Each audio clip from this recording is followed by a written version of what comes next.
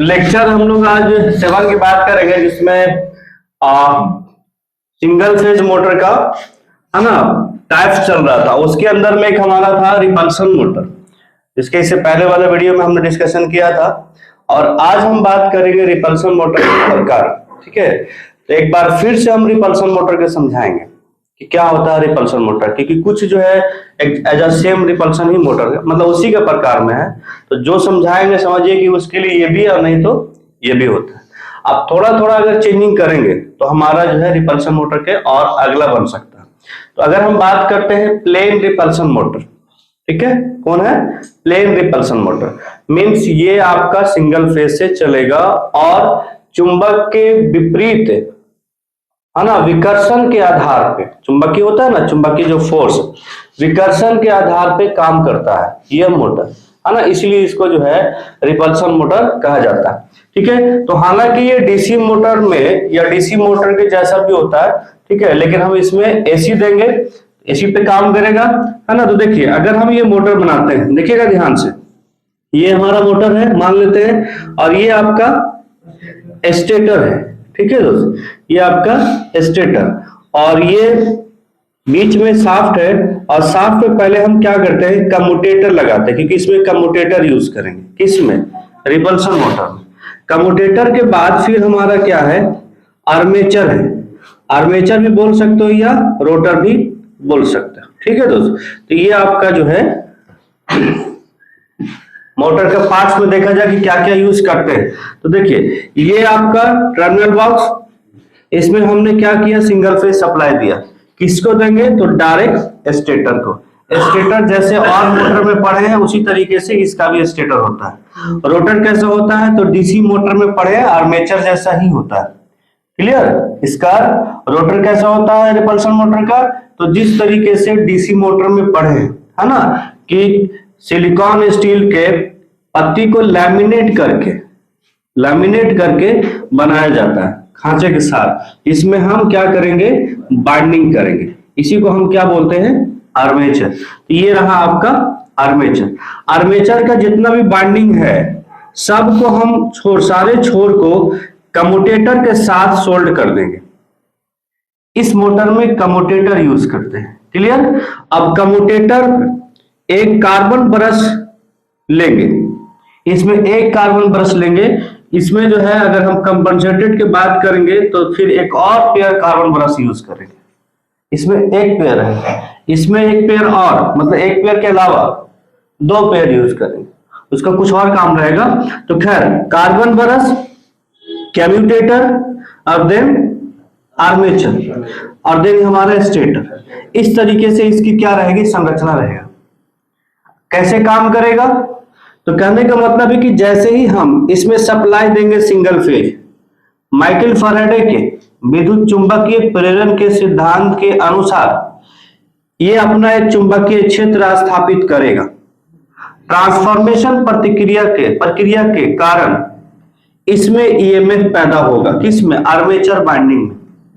Armature binding में जब EMF पैदा होगा तो वो धारा का रूप लेगा। धारा हमारा जब इसमें से कम्यूटेटर में आएगा, कम्यूटेटर से कार्बन ब्रश पे, और कार्बन ब्रश को हम क्या किए हुए हैं शॉर्ट सर्किट किए, जिससे हमारा धारा इसी के अंदर में घूमता रहेगा, है ना, जिस वजह से इसमें एक चुंबकीय क्षेत्र पैदा इसमें भी होगा। वैसे नहीं भी करेंगे शॉर्ट सर्किट, बाहर धारा अगर निकाल देंगे तो भी चुंबकीय क्षेत्र पैदा होगा। तो कहेंगे सर शॉर्ट सर्किट क्यों, जिससे हमारा घुमाव बल स्टार्टिंग टॉर्क ज्यादा पैदा हो, इसलिए हम शॉर्ट सर्किट करते हैं। तो देखिए ये स्टेटर के द्वारा चुंबकीय क्षेत्र स्थापित हो रहा है, और इसी का समान पोल वाला, ये भी याद रखना है समान पोल, कि अगर ये नॉर्थ जैसा है ये भी क्या होगा नॉर्थ जैसा होगा। समान पोल वाला स्टेटर के द्वारा चुंबकीय क्षेत्र स्थापित हो रहा है। ये आपका स्टेटर का और ये आपका रोटर वाला या आर्मेचर वाला। लेकिन क्या होगा, इतना जब होना शुरू हो जाएगा तो हमारा मोटर में कंपन या वाइब्रेशन स्टार्ट हो जाएगा। अगर हम कार्बन ब्रश को थोड़ा सा इसके अंश के 20 डिग्री के अंतर पर, जैसे ऐसे थोड़ा सा अगर हम कर्व कर दें तो हमारा मोटर इस तरीके से रोटेट करना स्टार्ट हो जाएगा। ठीक है। और अगर हम कार्बन ब्रश को इस तरीके से हम कर्व करें तो हमारा मोटर इधर की तरफ गति करने लगेगा। अगर ये एंगल को कम बेसी करेंगे तो हमारा मोटर का जो रोटर है गति में भी कम बेसी होगा। तो इस तरीके से यह मोटर हमारा जो है कार्य करता है कि जैसे ही सप्लाई देंगे स्टेटर पे, क्योंकि स्टेटर किसे सप्लाई होता है, सिंगल फेज स्रोत से सप्लाई देंगे, तो माइकल फैराडे के विद्युत चुंबकीय प्रेरण के अनुसार इसमें भी हमारा जो है ईएमएफ पैदा होगा। यह ईएमएफ के कारण इसमें भी, मतलब ये तो पहले से चुंबकीय क्षेत्र बना है वही है, उसकी वजह से इसमें चुंबकीय क्षेत्र पैदा हो रहा था रोटर में, और रोटर में भी एक अपना चुंबकीय क्षेत्र पैदा होगा, और ये दोनों एक समान पोल का होगा। समान पोल का होगा तो क्या करेगा, रिपेल करेगा। और हमारा मोटर कौन सा है, रिपल्शन, रिपेल करने के आधार पर ये काम करेगा। अगर हम कार्बन ब्रश के थोड़ा सा स्टेटर के चुंबकीय बल रेखाएं के लाइन से थोड़ा सा एंगल पे रखते हैं तो हमारा रोटर क्या हो जाएगा, रोटेट करने लगेगा। ठीक है, रिपल्शन के आधार पर ये काम करता है, और कार्बन ब्रश के थोड़ा सा तिरछा रखना पड़ेगा, एंगल देना पड़ेगा। ज्यादा देंगे तो नहीं होगा और कम भी देंगे तो कम गति करेगा। तो इस मोटर में खूबी यही है कि सबसे पहले इसमें धारा का मान कम लेता है। दूसरा चीज कि और सब सिंगल फेज जो पड़े हैं उसके आधार पे इसका स्टार्टिंग टॉर्क ज्यादा है। इसके अलावा एक और खूबी है कि इसकी गति हम आसानी से कम बेसी कर सकते हैं, और साथ साथ में गति इसका विपरीत दिशा में भी कर सकते हैं। तो ये हमारा हुआ रिपल्शन मोटर के टाइप्स में पहला प्लेन रिपल्शन मोटर, यहां तक के। अब हम बात करेंगे कंपनसेटेड रिपल्शन मोटर। ठीक है दोस्त, तो पहले इसको हम लिखवा देते हैं, देर उसके बाद से समझा देते हैं। अब देखिए हम, है ना, अभी हम बात करेंगे कंपनसेटेड रिपल्शन मोटर। ये था प्लेन रिपल्शन मोटर, ये 4 भाग में बटा हुआ है रिपल्शन मोटर।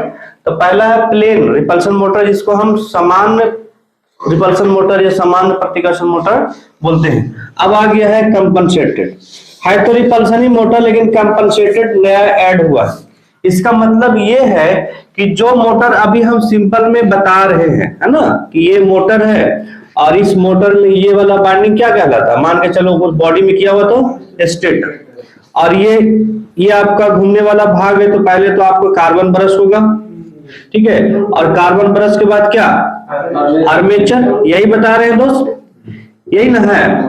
ये स्टेटर है, ये कम्यूटेटर है, आर्मेचर है, इस पे 2 कार्बन ब्रश लगा हुआ है, इसमें था। तो इसमें क्या होगा, तो देखिए ये आपका कार्बन ब्रश ऐसे है।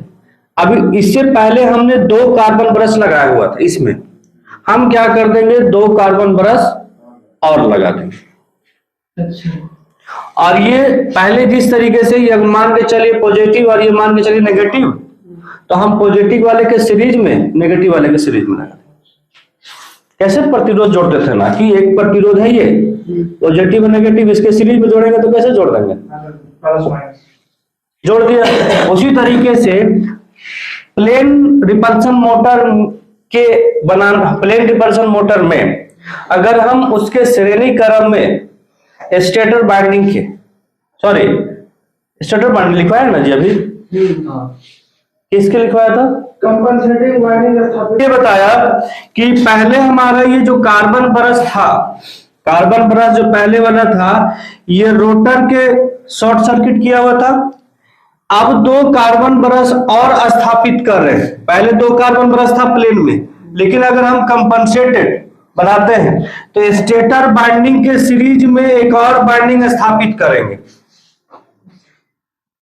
प्लेन बताया ना दोस्त, तो प्लेन बताने के बाद इसमें चेंजिंग क्या करेंगे, तो हमने क्या करना है कि स्टेटर में पहले से बाइंडिंग है, इसके श्रेणी क्रम में एक और बाइंडिंग स्थापित करेंगे। कहां पर, स्टेटर पे, इसके श्रेणी क्रम में पहले जो बाइंडिंग था और एक और बाइंडिंग स्थापित करेंगे, तभी हमारा, और बाइंडिंग स्थापित करने के बाद 2 अतिरिक्त कार्बन ब्रश यूज करेंगे, बाइंडिंग भी स्थापित करेंगे और कार्बन ब्रश भी यूज करेंगे, तभी हमारा जो है प्लेन मोटर से क्या बन जाएगा, कंपनसेटेड रिपल्शन मोटर बन जाएगा। थोड़ा सा ही परिवर्तन करेंगे, जो हमने प्लेन मोटर बताया ना उसको थोड़ा सा चेंजिंग करेंगे। क्या चेंजिंग करेंगे? तो स्टेटर में जो पहले बाइंडिंग था उसके अलावा एक और बाइंडिंग करेंगे जिसको हम कंपनसेटिंग बाइंडिंग बोलते हैं। और जो हमने कार्बन 2 यूज कर रहे थे, कार्बन ब्रशेस, इसके अतिरिक्त 2 और कार्बन ब्रश यूज करेंगे, तब ये हमारा प्लेन मोटर से क्या बन जाएगा? कंपनसेटेड मोटर बन जाएगा। कहेंगे क्यों करेंगे? तो ये करने से हमारा क्या होता है? पावर फैक्टर में सुधार आता है, पावर फैक्टर में सुधार आता है, और साथ साथ में वोल्टेज रेगुलेशन, जिसको हम लोग बोलते हैं वोल्टेज नियमन, में भी चेंजिंग आता है, सुधार आता है ना। वोल्टेज नियमन में क्या है ना, फ्लैक्चुएशन समझते हैं, या निम्न वोल्टेज से हाई वोल्टेज या हाई वोल्टेज से निम्न वोल्टेज, इसके अंतर को हम लोग जो है वोल्टेज नियमन कहते हैं। तो ये इसमें सुधार आता है अगर हम कंपनसेटिंग बाइंडिंग और साथ साथ में 2 कार्बन ब्रश और लगा देते हैं, तो वह मोटर हमारा क्या हो जाएगा? Compensated repulsion motor. इस मोटर से थोड़ा सा अच्छा बनेगा। क्या सुधार होगा इसमें से? तो पावर फैक्टर और वोल्टेज नियमन या वोल्टेज रेगुलेशन। क्लियर हो गया? चलिए नेक्स्ट मोटर की बात करते हैं। अगला हमारा जो है दोस्त repulsion start induction run motor. ठीक है, इसको समझते हैं। जो हमने प्लेन रिपल्सन मोटर पढ़ाया है ना, इस प्लेन रिपल्सन मोटर में, ठीक है, हमने क्या किया था कि एक स्टेटर लिया जो नॉर्मल स्टेटर है, रोटर लिया है ना, और रोटर को कम्यूटेटर के साथ कनेक्ट करके उस पे कार्बन ब्रश को हमने शॉर्ट कर दिया। ठीक है, इस तरीके से हमारा जो है repulsion motor, plain repulsion motor बना। उसमें और थोड़ा सा बाइंडिंग स्थापित किया, कंपनसेटिंग बाइंडिंग, तो वह हमारा क्या बन गया? Compensated repulsion motor. हम कंपनसेटेड बाइंडिंग ना लगा करके जो प्लेन बताया है दोस्त, पीछे देखिएगा, हमने प्लेन रिपल्सन मोटर पढ़ाया। अगर प्लेन रिपल्सन मोटर में कंपनसेटिंग बाइंडिंग और 2 कार्बन ब्रश अतिरिक्त ना लगा करके हम कम्यूटेटर पे कॉपर का एक रिंग लगा देते, छल्ला जिसको बोलते हैं। क्लियर? क्या बस ये छल्ला कह सकते हैं? नहीं तो कुछ ऐसे सेटअप किया जाता है कि कम्यूटेटर शुरू में मोटर हमारा चले, कार्बन ब्रश हमारा जो है कम्यूटेटर पर घिसे, और जब ये लगभग 70 से 75% गति अगर प्राप्त कर लेता है और कार्बन ब्रश क्या हो जाएगा? अपने आप